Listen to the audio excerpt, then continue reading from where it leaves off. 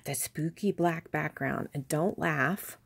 I thought I had some black fabric, and I didn't. So I had to get a silk robe that I've had in my closet forever and don't use it. So let's get started. I have some spooky witches to share with you.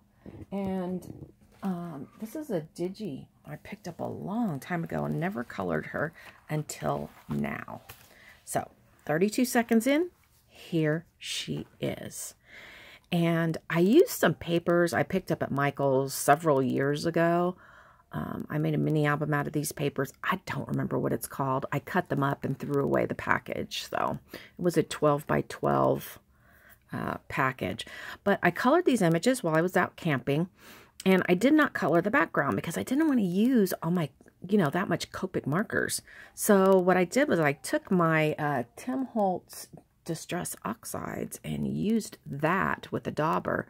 And it looks real spooky and misty in the background. I really like how it came out. I have a little bit of black lace on the edges of this card. And I had gotten the ephemera pack that went with this collection. So these birds matched really well. These were actually buttons, and I cut the little button loop off. Some Wild Orchid Craft flowers. And this paper back here is, what do you call it? It's flocked paper, like velvet. So it pops up on these little bones that I had in my stash. And I did ink the edges around the sentiment area. Because I'm using my robe here, I'm not going to be able to show you all of them at once. So this is the next one. And because I used the green paper, I decided to put my witch in a little green outfit. I just used the black Distress ink in the background. Added a little sparkly bat. This again is flocked paper back here. Some Wild Orchid Craft flowers and some blackberries from my stash. Blackberries, get it? Anyway, this actually came off of a cupcake from last year. It was the little picks that are stuck down in the cupcakes you get at the grocery store, and I saved them, and I just broke the bottom off. More ephemera from the collection there, and this one pops up on some black velvet, and that's card number 2. Here's card number 3. And I incorporated some ribbon from my stash. This paper back here was sent to me by Brittany, and she had sent that to me to work on her mini album, but I did not end up using that piece of paper she sent me. So I thought, well, I'm going to utilize it for something. This is from the ephemera pack.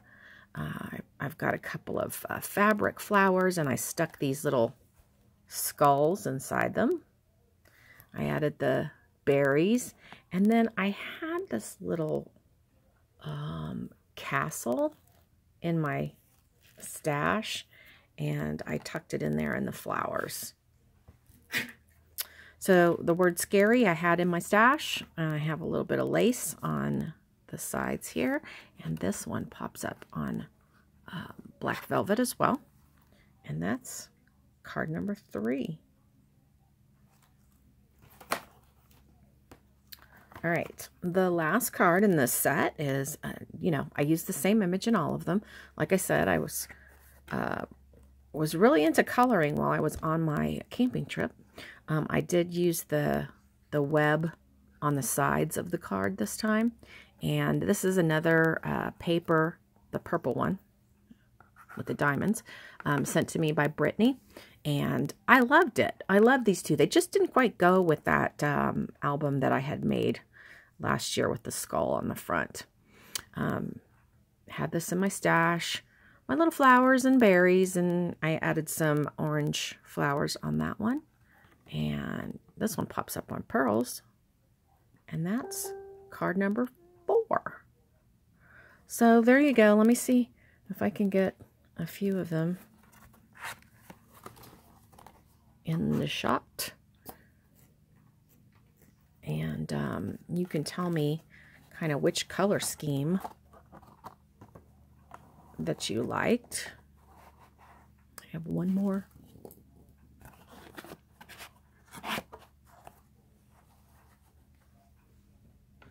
There you go. Not too bad. All right. I hope you enjoyed this. I'm having a lot of fun making Halloween cards, so expect to see a lot more. My next, yeah, I think I have one more set, and then after that, I'm going to do some regular cards, and then I'm going to get back to Halloween. So I hope you enjoyed. Let me know what you think. Let me know which one you like the best, and if you want to tell me why, it's even more fun. And thanks for stopping by. Happy Scrappy Day. Bye.